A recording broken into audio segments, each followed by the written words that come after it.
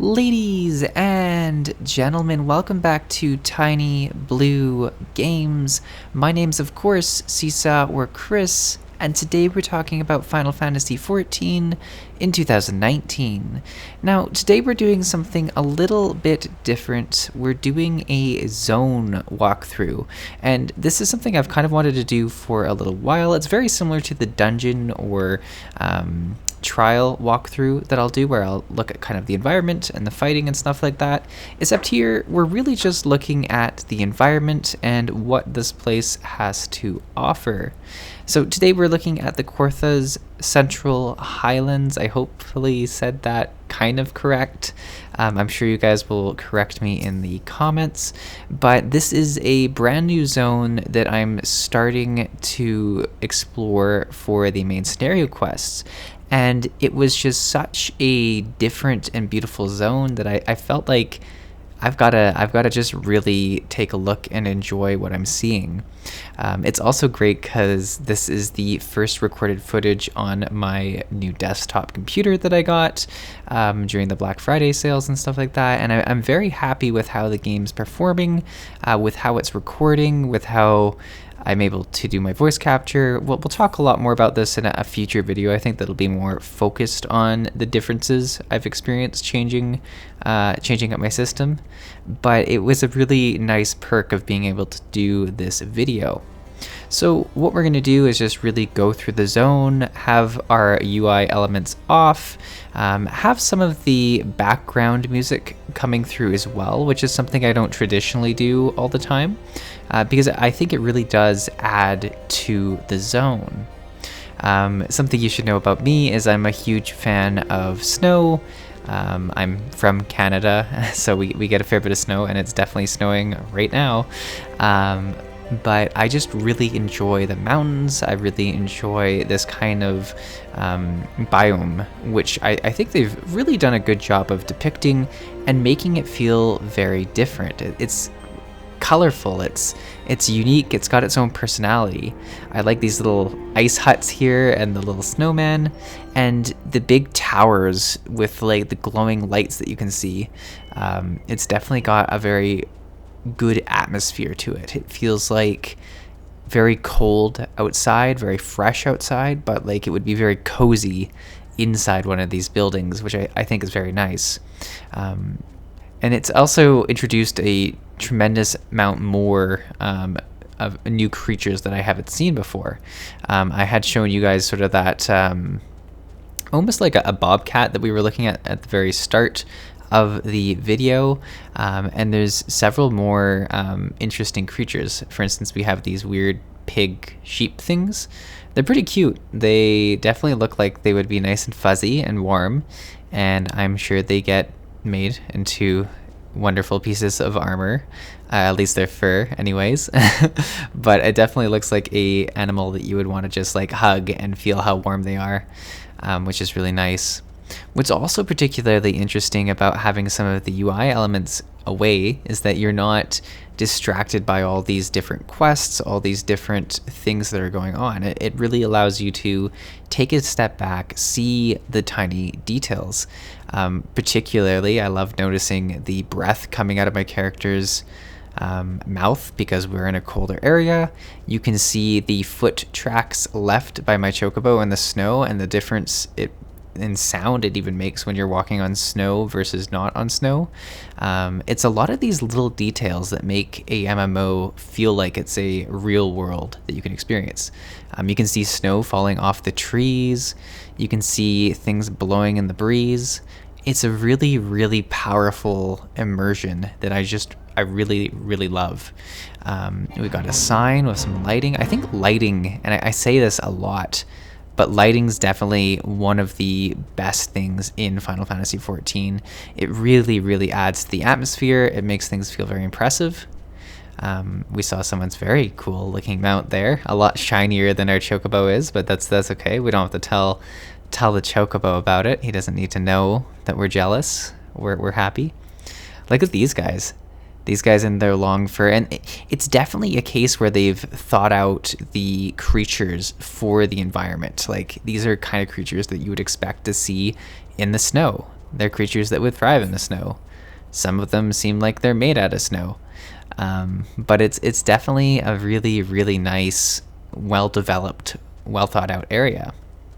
And what I've been particularly excited about is getting to really just change up the kind of scenery I'm looking at, because it is a lot of the same stuff that you go through for the first few levels, because it's really quests that take you between 2 or 3 specific cities. Like you go to Nugraya a lot, you go to Limsa a lot. I'm trying to think of where else you go. There's that third city, which I don't remember the name of, and would probably butcher as much as I've butchered the other names, but it's just nice to change things up. Look at me attuning myself to the crystal. I love how beautiful these like the crystals really, it's the lighting. It always comes back to the lighting in the end.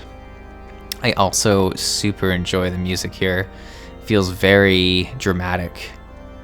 I also love I'm gonna say love a lot, apparently. I just love the tower. It feels like we're on guard, like that we're always waiting for an attack of some sort, which is really nice. Or maybe not nice. I'm sure the actual people of this town might not like being on guard all the time, but it's what it is.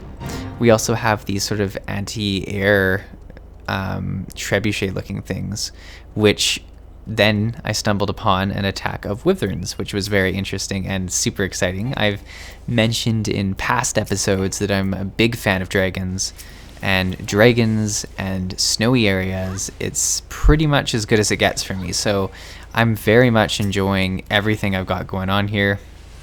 I turn on the UI just to figure out a little bit of combat here. I had to sync my level to do a bit of stuff with the actual fate itself, which is fair. But it's a really nice thing, and it felt very organic. Like I was just walking and boom, I fell into combat with a herd of wyverns that were attacking. And I don't know if wyverns is the right word. I guess they're called thrustavis. I would call them wyverns. They're kind of like mini dragons. I don't know. I'm not big into dragon lore yet. I'm excited to fight them, but I'm not a master of the different subspecies of dragon. So you can get mad at that if you want, but that's what it is. I just like that they're cool and have wings, and they pop up in almost all fantasy stories in different ways, and I think it's always interesting to see how a game treats dragons. For instance, I come from games like World of Warcraft, where dragons often are actual people who can transform into dragons and have their own specific motives. Games like Guild Wars 2, where there's dragons that are, kind of like the biggest baddies around, and they dictate the world and the magic, and they're kind of the main point of Guild Wars 2 is the dragons and the different elements.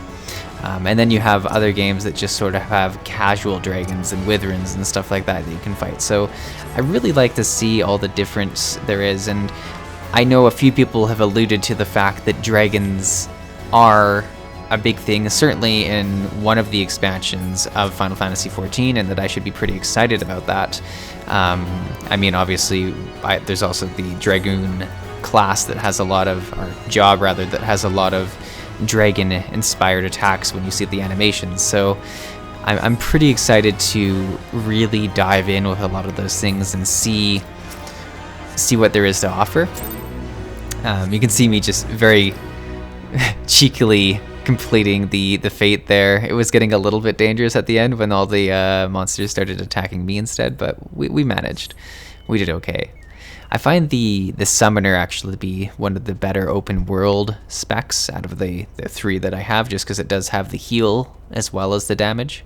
The bard, although maybe a little bit easier to damage on, if I take too much I will die because I don't have the heal, and it's a little bit harder to escape, so it's really nice. And then there's these ogre guys that are pretty freaky. I like the one on the cliff back there that's just banging his chest. I'm always very terrified that these monsters are going to just like jump on me when I'm walking around without my UI, because I don't have a good feel for how close I am really. I seem to have done pretty good. And here's a different type of dragon as well, you can see there. But yeah, just the snow and the architecture, the different buildings, like the lighting, the torches. It's got a very bleak feeling to it, particularly over here when you go out and sort of just gaze into the distance of like mountains and snow and like the abyss. It feels so immense, so powerful, so like you could just stare out that way and walk forever. And you hear like the sounds in the distance, the wind blowing against you. You feel cold. Like it actually makes you feel cold playing this, and just really enjoying. Like it's a different feeling. It really is.